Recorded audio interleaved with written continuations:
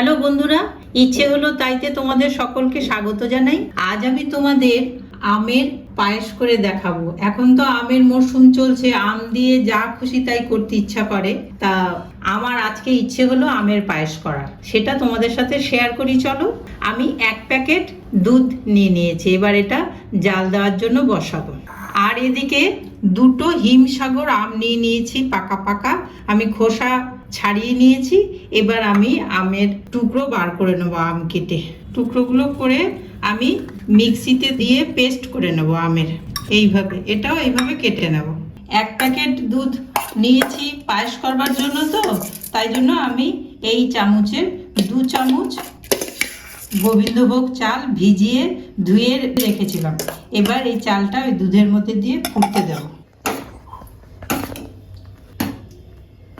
এই দুধটা ফুটছে, এর থেকে আমি খানিকটা দুধ উঠিয়ে রাখলাম আলাদা।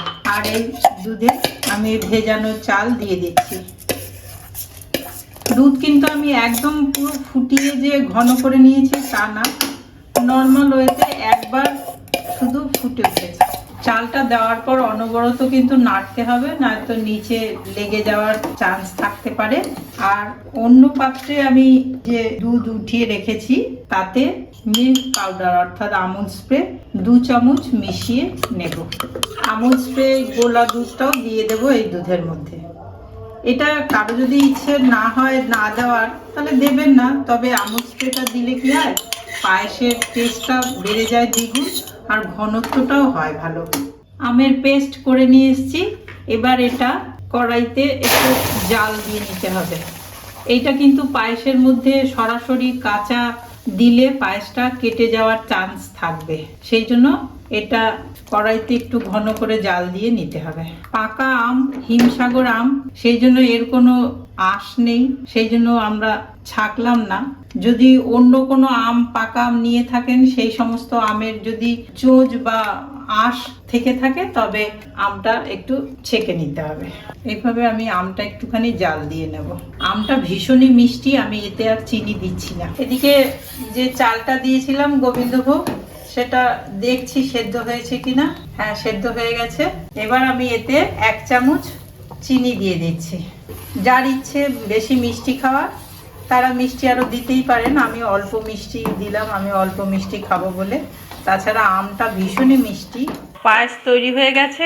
এবার একটু ঠান্ডা হতে দেব, কেননা গরম পায়েসটা যদি গরম আমের ওই পাল্পের মধ্যে দিই তাহলে দুধটা কেটে যাওয়ার সম্ভাবনা থাকে। সেই জন্য একটু পরে 5 মিনিট পরে একটু ঠান্ডা হয়ে যাবে, তারপরে এসে আমি ঢালবো। একটু ঢেকে রেখে দিচ্ছি। ঠান্ডা করে রাখা আমের পাল্পের মধ্যে পায়েসটা ঢেলে দেব, দিয়ে এটা নাড়িয়ে নেব, একদম মিশিয়ে নেব। এইভাবে করলে তাহলে আর পায়েস কেটে যাওয়ার কোনো ভয় থাকবে না। আর প্রয়োজন হলে একটু দুধ মিশিয়ে নিতে পারেন, ঘন দুধ। আবার যদি পায়েসটা একটু ঘন খেতে চান তাহলে না মেশালেও চলবে। ভালো করে মিশিয়ে নেব। পায়েস রেডি হয়ে গেছে। এবার সার্ভ করার জন্য একটা বাটিতে ঢেলে নিয়েছি। আর ওপর থেকে যেহেতু আমের পায়েস, সেহেতু আমের কিছু টুকরো দিয়ে সাজিয়ে দিয়েছি। ঠান্ডা হয়ে গেছে বলে জমে গেছে, ওপর থেকে দেখতে ভালো লাগছে এটা দিলে। আর গরম অবস্থায় দিলে ঢুকে যাওয়ার চান্স আছে। আর কিছু পেস্তা, কাজু আর আখরোট, যার যেরকম বাড়িতে ড্রাই ফ্রুট আছে সে এইরকম কুচিয়ে দিতে পারেন। আমি আমন্ড দিয়েছি, পেস্তা দিয়েছি আর কাজু দিয়েছি। মুখে একটু দানা পড়লে ভালোই লাগবে। রেডি সার্ভ করার জন্য। এইভাবে গোটা ভিডিওটা আমার সাথে থেকে দেখলেন বলে অশেষ ধন্যবাদ জানাই আপনাদের। সাথে থাকবেন, পাশে থাকবেন, কমেন্ট দিয়ে জানাবেন কীরকম লাগলো। আমের এই মরশুমে অনেক রকম কিছু করেই খাওয়া যায়, আমের পায়েস তার মধ্যে অন্যতম। এবং এটা নতুন রকমের একটু স্বাদ দেবেই দেবে।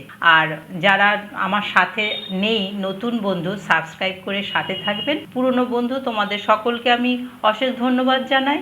ভালো লাগলে অন্যকে দেখার সুযোগ করে দিও শেয়ার করে, আর কমেন্ট করে জানিও। আজকের মতন আসি তাহলে, টাটা।